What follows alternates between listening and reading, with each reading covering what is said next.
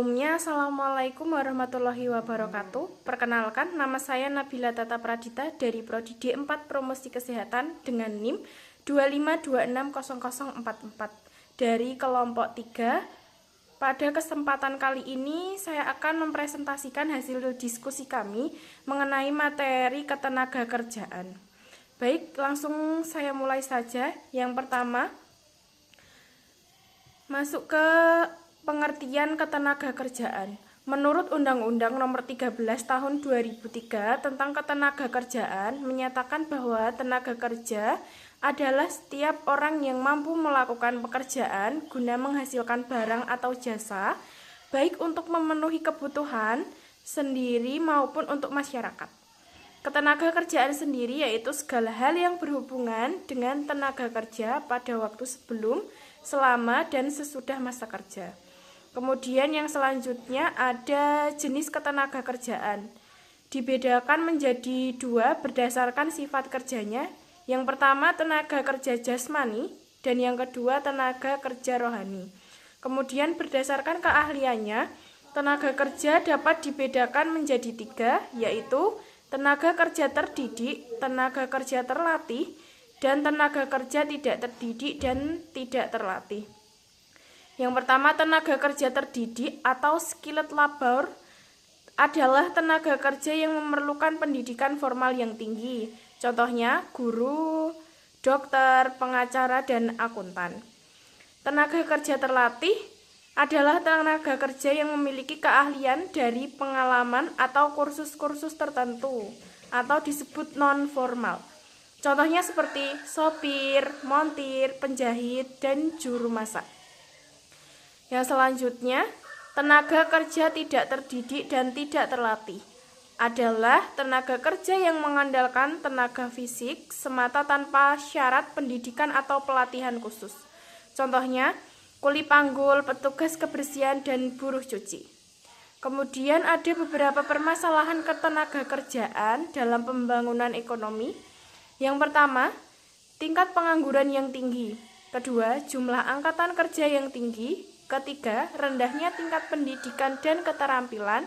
Keempat, penyebaran angkatan kerja tidak merata. Kelima, perlindungan kesejahteraan tenaga kerja yang belum maksimal. Kemudian ada beberapa upaya untuk mengatasi masalah ketenagakerjaan. Yang pertama, peningkatan kualitas sumber daya manusia, seperti pembaruan kurikulum pendidikan, pelatihan kerja atau balai latihan kerja, lalu program reskilling dan upskilling. Yang kedua, perluasan lapangan kerja, seperti pemberdayaan UMKM, penyelenggaraan bursa kerja, dan pembangunan infrastruktur. Yang ketiga, kebijakan pemerintah dan regulasi. Ada seperti pemerataan tenaga kerja, kemudahan investasi, dan perlindungan hak pekerja. Yang keempat, mendorong jiwa kewirausahaan, ada pendidikan kewirausahaan dan akses permodalan. Ada beberapa upaya kualitas peningkatan tenaga kerja. Yang pertama, pemerintah membuat sekolah kejuruan SMK atau politeknik yang kurikulumnya sama dengan kebutuhan pabrik atau kantor, serta menyediakan pelatihan gratis seperti BLK atau kartu prakerja.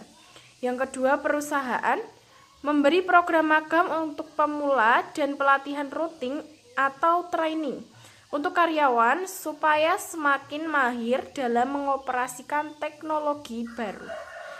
Yang ketiga, individu atau secara pribadi, jangan berhenti belajar, asah keahlian teknis, belajar bahasa asing, dan kuasai teknologi digital.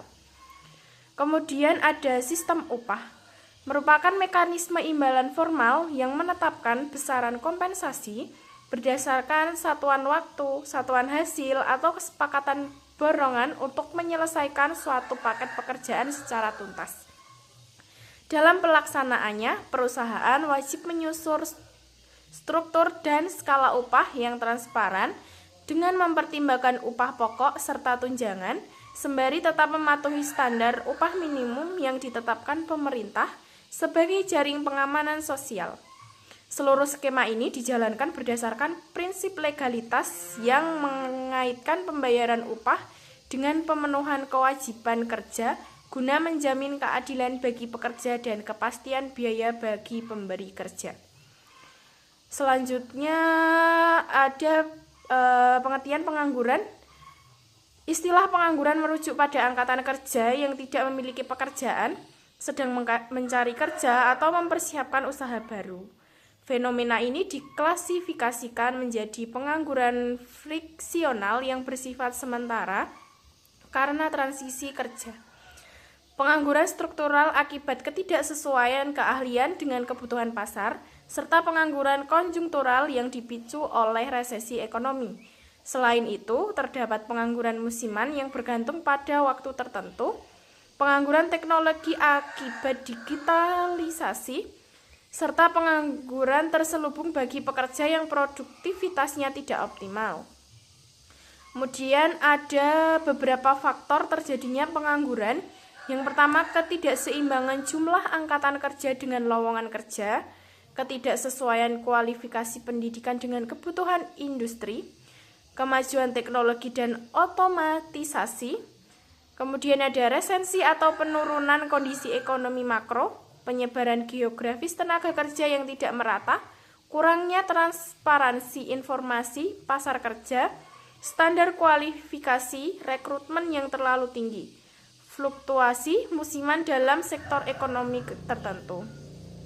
Oke, untuk selanjutnya masuk ke kesimpulan dari beberapa penjelasan yang telah saya jelaskan.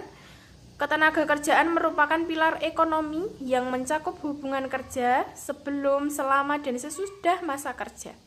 Tantangan utama berupa pengangguran atau struktural, teknologi, dan sebagainya. Dan rendahnya kualitas sumber daya masyarakat disebabkan oleh ketidakseimbangan antara jumlah angkatan kerja dengan lowongan serta ketidaksesuaian keahlian. Solusi utamanya terletak pada sinergi tiga pihak. Pemerintah melalui kebijakan kurikulum dan pelatihan, perusahaan melalui program magang dan struktur upah yang adil, serta individu melalui peningkatan kompetensi mandiri dengan sistem upah yang transparan dan adaptasi terhadap teknologi. Diharapkan tercipta tenaga kerja yang produktif, sejahtera, dan mampu bersaing secara global. Baik, sekian presentasi dari saya. Ada kurang dan lebihnya mohon maaf. Wassalamualaikum warahmatullahi wabarakatuh.